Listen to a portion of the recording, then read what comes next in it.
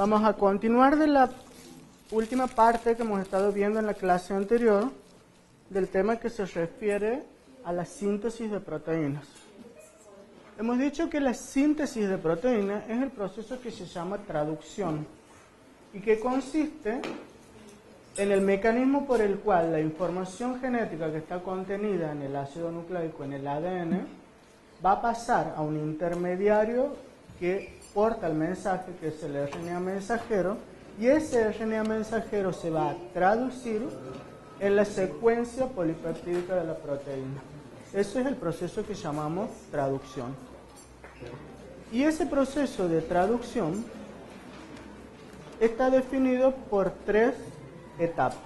Una primera etapa que vamos a llamar iniciación, la otra de elongación y la otra de terminación. Este proceso de traducción, necesita del RNA mensajero que tiene la información genética en su secuencia de nucleótidos. Además, necesitamos la maquinaria, que es la que va a copiar ese mensaje. No puedo hablar más fuerte. Si no hacen silencio, no puedo hablar más fuerte. Ese RNA mensajero tiene la secuencia que ha copiado de la secuencia molde del ADN y que va a ser transcripta por los ribosomas. Por lo tanto, el segundo elemento que necesitamos para el proceso de transcripción es la maquinaria que va a producir ese proceso de transcripción que se llaman los ribosomas. Que hemos visto que el RNA ribosómico está formado por dos subunidades, una grande y una pequeña. Estos ribosomas se van a unir al RNA mensajero y van a comenzar a traducir esa secuencia de nucleótidos en la secuencia polipeptídica de la proteína correspondiente. Entonces, ese proceso lo vamos a dividir en tres etapas: la iniciación, la elongación y la terminación. Ahora vamos a ver más en detalle qué pasa en cada una de esas etapas de la síntesis proteica. En la etapa de iniciación, la subunidad pequeña del RNA ribosomal, que forman los ribosomas, se une al RNA mensajero que tiene la secuencia que codifica esa proteína. Una vez que se ha producido esa unión, se va a unir el primer aminoácido que va a iniciar la secuencia de la cadena polipeptídica, que siempre, me pongo para allá entonces, que siempre en todas las síntesis proteicas comienza con el mismo aminoácido, que es la metionina. La metionina ocurre en los procariotas y la formilmetionina, que es una metionina modificada, es lo que ocurre en las células eucarióticas, en las humanas sobre todo. Entonces, el paso siguiente es el RNA de transferencia que porta el primer aminoácido tiene que reconocer la secuencia del RNA mensajero a través de la zona que ya hemos visto que se llama anticodón. Esa secuencia de 3 nucleótidos del anticodón del RNA de transferencia es complementaria a la secuencia de 3 nucleótidos llamada codón del RNA mensajero. Se produce la unión del RNA ribosomal a esa secuencia complementaria e inmediatamente después se va a unir la otra parte del ribosoma, que era la subunidad mayor o subunidad grande. Esta subunidad grande tiene dos sitios a los que se van a unir respectivamente los RNA de transferencia que llevan los aminoácidos. Un sitio que se llama P y un sitio que se llama A. Finalmente se une todo el complejo ribosómico formando toda la estructura del ribosoma y queda encapsulado en el sitio P el primer RNA de transferencia que porta el primer aminoácido que va a dar origen a la cadena polipeptídica. Y aquí termina el proceso de iniciación. De esta forma, la molécula de RNA mensajero está lista para seguir siendo traducida y aquí van a ir entrando sucesivamente los otros RNA de transferencia con los otros aminoácidos. Entonces, tenemos que en la primera etapa se produce la fijación de este RNA mensajero a la subunidad pequeña. Esto ocurre en un sitio específico del RNA mensajero que se llama sitio de inicio. Luego se va a producir todos los procesos que hemos descrito anteriormente. Ahora vamos a pasar a la segunda etapa, que es la de elongación. En la etapa de elongación ya tenemos toda la maquinaria ensamblada. Este sitio que estaba libre anteriormente, ahora va a ser ocupado por un nuevo RNA de transferencia que tiene otro aminoácido unido, por ejemplo, valina en este caso. Se va a unir al sitio A de la subunidad ribosomal grande. El anticodón tiene que coincidir con el codón del RNA mensajero. Esta secuencia le va a ir indicando qué RNA de transferencia se va a unir. ¿Cómo? No, aquí va a ser el aminoácido que corresponda al mensaje que tiene el mensajero. En este caso, este triplete que es GUC codifica solo para el aminoácido valina. Es decir, que aquí solo se va a poder unir el RNA de transferencia que tenga unido la valina, porque tiene el anticodón respectivo. Ese es el mensaje y de esa forma se pasa el mensaje genético que estaba en el ADN hacia la cadena polipeptídica, porque no se va a unir cualquier aminoácido, se va a unir el que corresponda a la secuencia del mensajero. Una vez que se ha unido el segundo aminoácido en el sitio A del ribosoma, se va a producir la reacción química que forma el enlace peptídico entre los dos aminoácidos. El primero, que era la formilmetionina, con el segundo, que es la valina.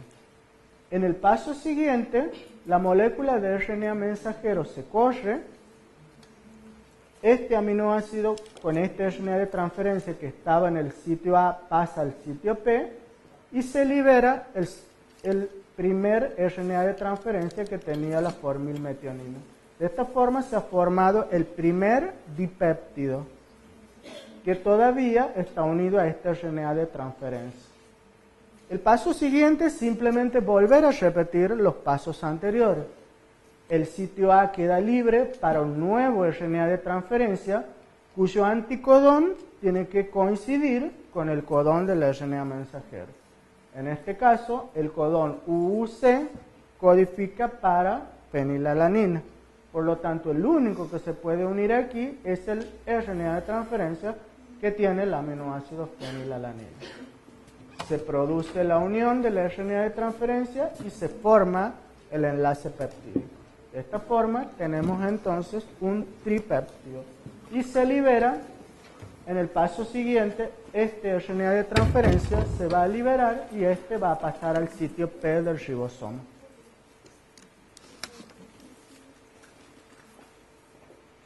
Y vamos ahora a la etapa final. ¿Qué ocurre en la etapa de terminación? ¿Cuándo termina la cadena polipeptídica? Termina cuando aparece en la secuencia del RNA mensajero alguno de estos tres codones que se llaman codones de terminación. Estas secuencias de 3 nucleótidos le indican a la maquinaria que debe terminar del todo la síntesis de proteína. Por eso se llaman codones de terminación o codones stop. Son 3, UAA, UAG y UGA.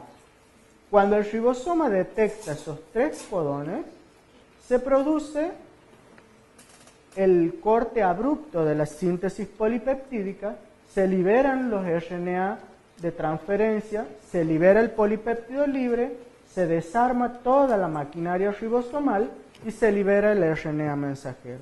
Ese RNA mensajero puede ser traducido muchas veces, cientos y a veces hasta miles de veces, para sintetizar la misma proteína por otros ribosomas distintos, hasta que en algún momento se degrada en un proceso de degradación dentro de las células.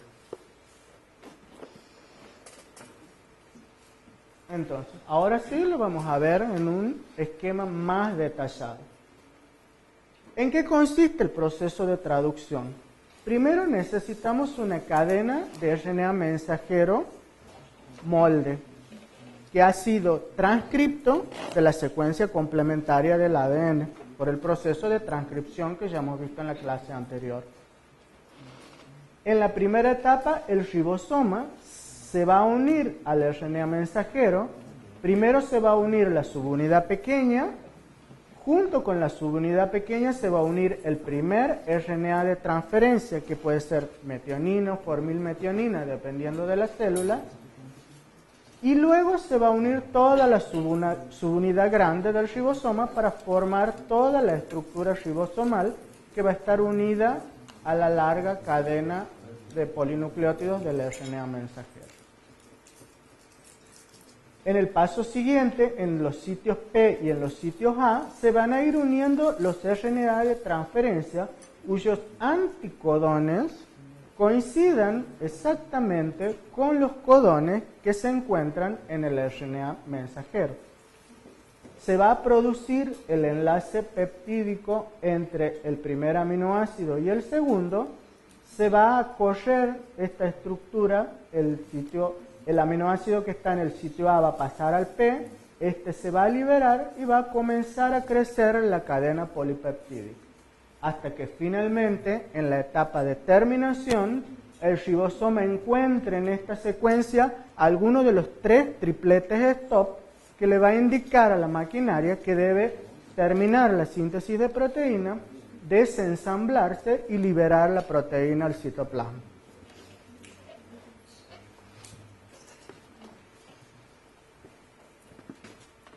Bueno, normalmente la síntesis de proteínas se realiza sobre el molde del RNA mensajero desde el extremo 5' hacia el extremo 3'. El ribosoma se va moviendo a lo largo en este sentido, empezando por este extremo hasta este, y la cadena polipeptídica va creciendo sobre la subunidad ribosomal grande. Bueno. No siempre un solo ribosoma se une a una molécula de RNA mensajero. Generalmente, la célula tiene una maquinaria mucho más eficiente que hace que un solo RNA mensajero, como en este caso, que está representado por esta línea azul, se unan muchos ribosomas sobre el mismo. Y cada uno de estos ribosomas comienza a sintetizar la misma cadena polipeptídica en distintos estadios, como si fuera un tren que va andando sobre la vía que sería el RNA mensajero. Y cada uno de estos ribosomas va a ir en distintos estadios produciendo la misma cadena polipeptídica. Esto es lo que se conoce como poliribosomas o polisomas, que son estructuras de entre 10 a 100 ribosomas unidos a la misma molécula de RNA mensajero. Esto aumenta enormemente la eficiencia de la síntesis proteica. Ustedes imagínense que si un solo ribosoma copiara una única proteína, la célula tardaría años en sintetizar todas sus proteínas. Por lo tanto, esta es la maquinaria que ha ideado la célula, formar estas estructuras llamadas poliribosomas de casi 100 ribosomas unidos todos a la misma cadena de RNA mensajero, traduciéndola simultáneamente en la misma cadena polipeptídica. ¿Sería lo mismo que la otra cuando era... Finalmente, en el proceso de transcripción, la proteína recién sintetizada se libera al citoplasma de la célula. Pero esta proteína, que está en un estado que llamamos nativo, va a sufrir modificaciones posteriores dentro de la estructura de la molécula. Estas modificaciones se llaman modificaciones post-traduccionales. Post-traduccionales, ¿por qué? Porque ocurren después que ha ocurrido la traducción, después que el RNA mensajero ha sido copiado por los ribosomas. La mayoría de estas modificaciones post-traduccionales son varias. Una, por ejemplo, ocurren en el extremo amino terminal de la proteína, otras ocurren en el extremo carboxilo terminal. Hay una modificación que que ocurre en las proteínas, que es lo que se llama pérdida de la secuencia señal. Las proteínas, cuando se sintetizan, normalmente el ribosoma les agrega una secuencia que indica dónde tiene que ir la proteína. Ustedes saben, dentro de la estructura compleja de una célula hay distintas organelas. Está la membrana citoplasmática, están las mitocondrias, están los aparatos de Golgi, retículo endoplásmico y demás. Las proteínas tienen que saber a dónde ir. ¿Cómo le indica el ribosoma a esa proteína dónde se va a dirigir? Se lo indica a través de una secuencia señal que se sintetiza junto con la molécula cuando se produce la traducción. Pero esa secuencia señal, una vez que la proteína llega a su destino, tiene que ser eliminada. Otra de las modificaciones que ocurren post-traduccionales después de la síntesis de la proteína, en algunos casos se les agrega grupos fosfato a determinados aminoácidos, se les agrega, por ejemplo, grupos fosfato en los aminoácidos que contienen azufre, como la serina.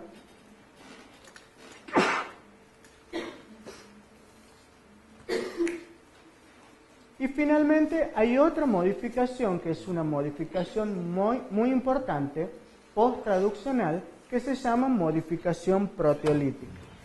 Hay proteínas que se sintetizan como digamos en una proforma, una forma inicial. Eso lo hemos visto, por ejemplo, cuando hemos visto la digestión de proteínas por las enzimas que ocurren en el intestino y en el estómago. Hemos visto que todas esas enzimas, que se llamaban zimógenos, se sintetizaban como proenzimas. Y después, algunas por el ácido clorhídrico del estómago, otras por otras proteasas, se activaban. Ese proceso se conoce como modificación proteolítica. ¿Por qué? Porque la proteína, por ejemplo, tomemos el caso de esta proteína que es la insulina, que es una hormona producida por el páncreas. Esta proteína se sintetiza como una larga molécula con todos estos aminoácidos. Pero en realidad la estructura de la insulina está formada solo por 2 cadenas polipeptídicas. ¿Qué ocurre? Se produce una modificación proteolítica en la proteína recién sintetizada, donde toda esta parte que ustedes ven en claro es eliminada de la molécula para finalmente tener la insulina verdadera, que está formada solo por 2 cadenas polipeptídicas. Estas modificaciones, llamadas modificaciones proteolíticas, también son modificaciones post-traduccionales que ocurren después que el ribosoma ha sintetizado las proteínas. Finalmente, ¿dónde ocurre la síntesis de proteína?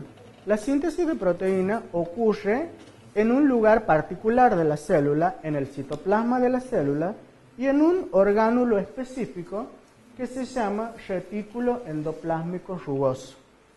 Ustedes ya han visto en biología que esta estructura está formada por vesículas, como las ven ustedes aquí, aplanadas alrededor del núcleo. En estas vesículas están pegadas, lo que está simbolizado aquí como puntitos, los ribosomas, que son los que van a sintetizar las proteínas.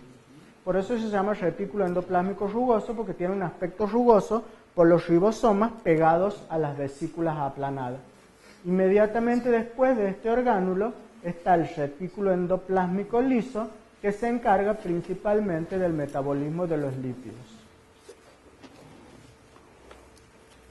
Vamos a ver en detalle qué es lo que pasa en el retículo endoplásmico rugoso.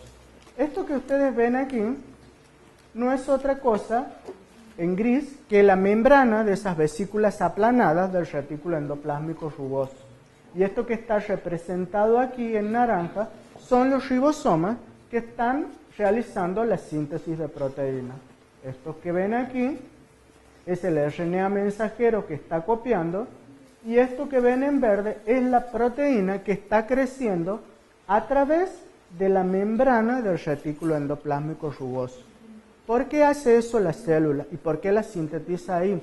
Porque ahí es el lugar donde las proteínas se van a almacenar y se van a dirigir a los distintos compartimientos del interior de la célula. Algunas irán a las vesículas lisosomales, otras irán a la membrana plasmática, es decir, irán a cumplir todas las funciones que tienen que cumplir dentro de la célula. Finalmente, ese retículo endoplásmico rugoso está en estrecho contacto con otra organela intracelular que se llama aparato de Golgi. Las proteínas que son sintetizadas en el retículo endoplásmico van a pasar al aparato de Golgi, donde las proteínas que tienen que ir a la membrana plasmática van a ser incluidas en estas pequeñas vesículas que van a viajar hacia la membrana plasmática, se van a fusionar con ella y de esa forma las proteínas recién sintetizadas van a quedar ancladas en la bicapa lipídica de la célula.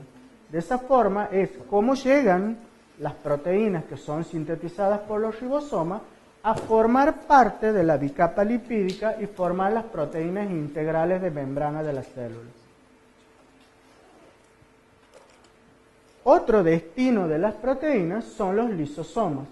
Los lisosomas son vesículas con membranas que están dentro de la célula llenos de enzimas lisosomales, que son enzimas que digieren todos los componentes que la célula necesita para su metabolismo. Hay proteasas, lipasas, todo un conjunto de enzimas metabólicas que realizan todo el metabolismo celular.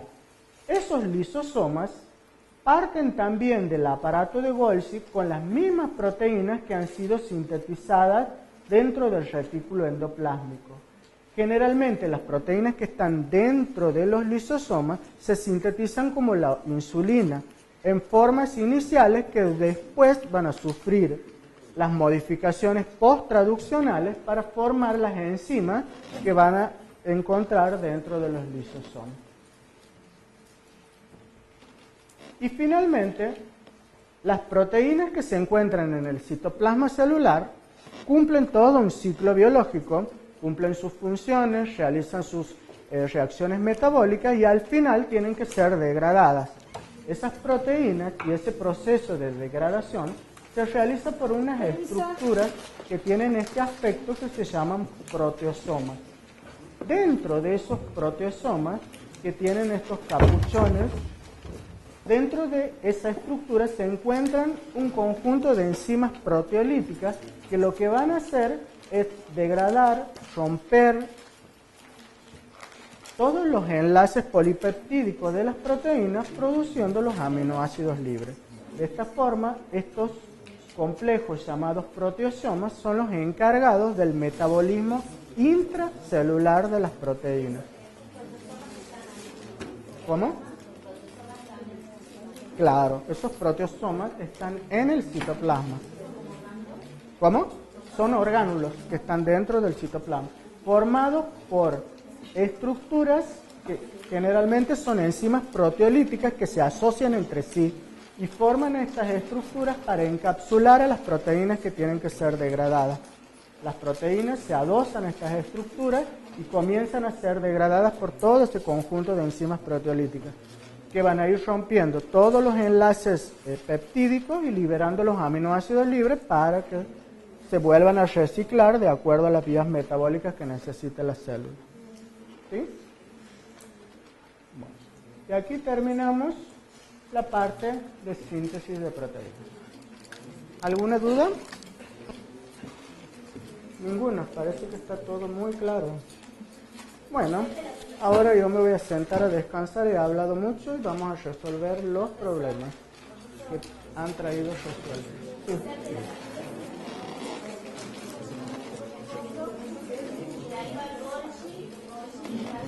Claro. Aquí en este dibujito